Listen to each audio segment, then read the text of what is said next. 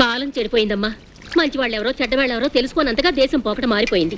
మీ ఇద్దరు ముఖాలు చూసిన తర్వాత ఆ పాపాత్ములకి ఇంత పని చేయడానికి మనసు ఎలా ఒప్పిందో. అదృష్టం బాగుండి అల్లయ్యే సమయానికి నా బిడ్డను పంపించాడు. మీరేం కంగారు పడకండి, భోంచేయండమ్మా. మీరు వస్తున్నామని ఒక లెటర్ రాసుంటే ఆయనే బస్టాండ్కి వచ్చేవారు. ఏమిటమ్మా అంత ముఖ్యమైన అవసరం? చాలా ముఖ్యమైనదేనమ్మా. రాజారాం దేశద్రోహుల్ని పట్టుకోవడానికి అడవిలోకి వెళ్ళి 1 మాసం అయింది. కూడా వెళ్ళని కొంతమందిని అడవిలో వాళ్ళు కాల్చేశారు. మా అన్నయ్య ఏమయ్యాడో తెలీదు. ఆ విషయమే ప్రభాకర్ అన్నయ్యతో మాట్లాడదామని వచ్చాం. రాజా ప్రాణానికి ఏదన్నా హాని జరిగితే వాడికి ఏం కాదమ్మా. గవర్నమెంట్ కావలసిన ఏర్పాట్లన్నీ చేస్తోంది. మీరు ధైర్యంగా ఉండండి. అబ్బాయితో అన్నీ చెప్పారుగా, అన్నీ వాడే చూసుకుంటాడు. మీరు భోంచేయండి.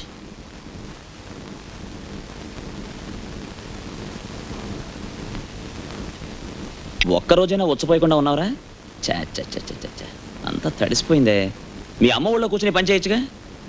చూడండి, మీకు తడిసిపోయింది, నాకు తడిసిపోయింది. మీరెందుకు కాకూడదు? తప్పు చేస్తున్నారు ఫాదర్, తప్పు చేస్తున్నారు. కొట్టానంటే చూడు. అయ్యో ఏమిటండి ఉదయాన్నే? ఏయ్, నిజంగా నే కాదే, అంతా నీ కొడుకు కృష్ణలేలే. ఇది మా సొంత విషయం, నీకు అనవసరం.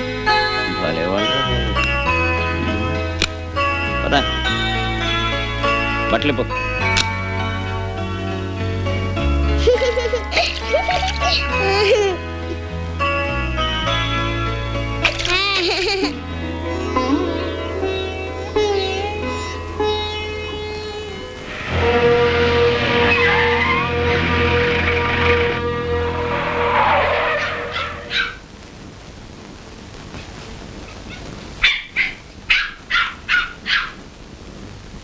పోలీసు వాళ్ళు వచ్చారు.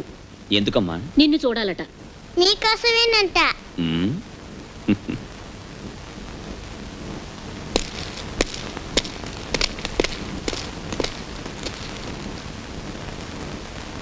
ఏమిటిలా వచ్చారు? మిమ్మల్ని అరెస్ట్ చేయడానికి వచ్చాను. ఎందుకు? ఎందుకని మీతో చెప్పాల్సిన అవసరం లేదు. అప్పుడు నన్ను మీరు అరెస్ట్ చేయలేరు. నాకు ఎందుకు అని మీతో చెప్పాల్సిన అవసరం లేదు. మీరు ఐపీఎస్ చదువుకుని వచ్చారు, నేను ఐఎఫ్ఎస్ చదువుకుని వచ్చాను. మీ ర్యాంకే నాది కూడా. ఐఎఫ్ఎస్ చదివానంటున్నారు. చట్టాన్ని మీరు గౌరవించకుండా ఒక రౌడీలా పోలీస్ స్టేషన్లో ప్రవర్తించారు. వీడు పోలీసులా ప్రవర్తించలేదు, అందుకే నేను ఆఫీసర్లా ప్రవర్తించలేదు. అందుకని మీరు ఇక నేను చెప్పదలుచుకున్నది కోర్టులో చెప్తాను, మీరు వెళ్ళొచ్చు.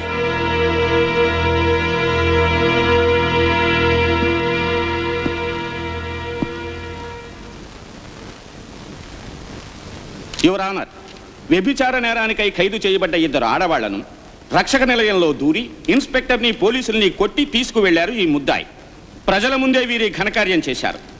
ఇటువంటి నేరస్తుల్ని వదిలిపెడితే రేపు వీరు న్యాయస్థానంలో జొరబడి న్యాయమూర్తినే కొట్టగలిగే స్థాయికి సాహసిస్తారు. అందువల్ల నేరస్తునికి కఠిన శిక్ష విధించాలని విజ్ఞులైన న్యాయమూర్తిని నేను కోరుకుంటున్నాను. That's all your honour. Prosecution వారి నేరారోపణలకు మీ బదులు? యువర్ ఆనర్, చట్టాన్ని సవ్యంగా కాపాడేదే పోలీస్ స్టేషన్.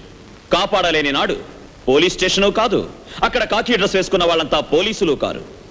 ఈ దేశంలో ఒక ఆడపిల్ల అర్ధరాత్రి ఒంటరిగా నిర్భయంగా ఏనాడు నడవగలుగుతుందో ఆనాడే ఇండియాకు నిజమైన స్వతంత్రం వచ్చిన రోజని మహాత్మా గాంధీ గారే చెప్పారు. ఆ స్వతంత్రాన్ని కాపాడలేని చోటు ఈ పోలీస్ స్టేషన్. ఈ దేశంలో ఆడపిల్లలు దొంగలకు భయపడే కంటే, రౌడీలకు భయపడే కంటే పోలీసు వాళ్లకు భయపడే స్థితిని సృష్టించిన వాళ్ళు నిజమైన పోలీసు వాళ్ళ ఎవరానా? అనవసరంగా మాట్లాడుతున్నారు. పోలీసుల్ని కొట్టారా లేదా అడిగిన ప్రశ్నకి బదులు.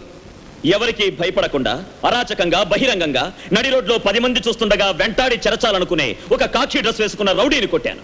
ఇన్స్పెక్టరే తప్పు చేసినా వారిని శిక్షించేందుకు, కొట్టేందుకు మీకు హక్కు లేదు. ఎక్కడ కంప్లైంట్ ఇవ్వాలో అక్కడ కంప్లైంట్ ఇవ్వాలి, వాళ్లే యాక్షన్ తీసుకోవాలి.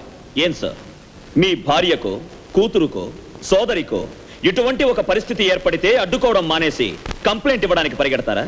అంతవరకు ఆ అమ్మాయి శీలం పాడు కాకుండా ఉంటుందా? పరువు పోకుండా ఉంటుందా? ఇవన్నీ పోయిన తర్వాత ఆ పిల్లకు జీవితం ఉంటుందా? చెప్పండి. వస్తువులు పోతేనే కంప్లైంట్ ఇస్తే తిరిగి పట్టి తెచ్చివ్వలేని మీరు శీలం పోతే మీరెలా తెచ్చివ్వగలరు? తెచ్చివ్వడం మీ వల్ల సాధ్యమా? ఆ అమ్మాయి గవర్నమెంట్ ఆస్తిని దొంగలిస్తున్న వీరభద్రుణ్ణి పట్టుకోవడానికి వెళ్ళిన నా మిత్రుడి చెల్లెలు. అతనున్నాడో లేదో తెలియదు, కానీ గవర్నమెంట్ భద్రతా దళం అతను చెల్లెలకిచ్చే భద్రత మీరే చూశారుగా. వేశ్యనే బిరుదు. అమాయక స్త్రీల జీవితాలతో చెలగాటాలాడే పోలీసులకి ఈ సిటీలో వ్యభిచారం ఏ హోటల్లో జరుగుతోందో, ఏ బంగ్లాలో జరుగుతోందో బాగా తెలిసి కూడా ఎందుకు సార్ చర్య తీసుకోలేదు? మామూలు దొరుకుతుందనా, లేక అది నడిపే వాళ్ళు పెద్ద మనుషులన్న భయంతోనా? యువర్ ఆనర్, వీరు పోలీసు వారి నిజాయితీని తప్పుగా భావిస్తున్నారు. నాకు తెలుసు సార్ పోలీస్ వాళ్ళ నిజాయితీ గురించి. ఒక ఆడ పోలీస్ శీలాన్ని ఇంకో పోలీస్ వాడే దోచుకున్న సంఘటన ఈ దేశంలో జరగలే? అది వార్తగా పేపర్లో రాలే? మీరంతా చదవలే? యువర్ ఆనర్, మన దేశంలో ఉత్తరప్రదేశ్ రాష్ట్రంలో ఒక పాఠశాలలో దూరి అక్కడున్న కన్యలందరినీ 2 రౌడీలు బలాత్కరించారు. పోలీసు వాళ్ళు యాక్షన్ తీసుకోలేదు, డాక్టర్లు కరెక్ట్ రిపోర్టు ఇవ్వలేదు. మన ప్రధానమంత్రి జోక్యం చేసుకున్న తర్వాతే యాక్షన్ తీసుకున్నారు, వాళ్ళని అరెస్ట్ చేశారు.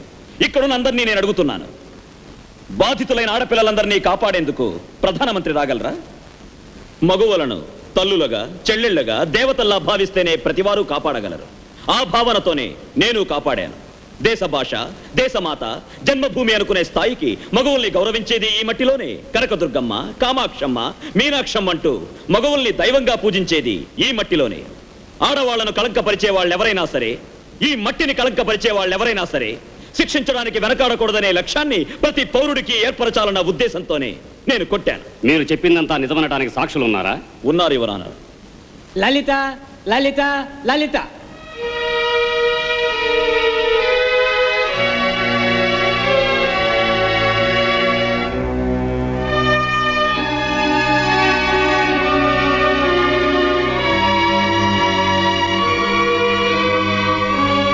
ఈ కేసులో ప్రత్యక్ష సాక్షుల వాంగ్మూలం వల్ల బాధించబడిన ఆడవాళ్ల సాక్ష్యాల ప్రకారం ప్రతివాది ప్రభాకర్ చెప్పింది అక్షరాల నిజమని తెలిసినది.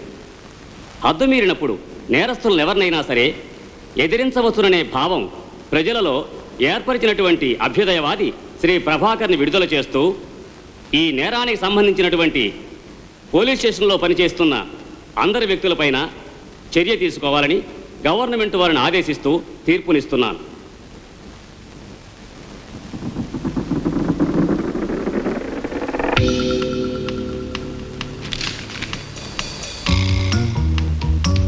నేను వచ్చిన దగ్గర నుంచి చూస్తున్నాను, ఇద్దరు మౌనంగానే ఉన్నారు. ఏదోటి మీరు నిర్ణయించండి. రే, నేను వెంటనే ఇవిడ గారిని పెళ్లి చేసుకోవాలని.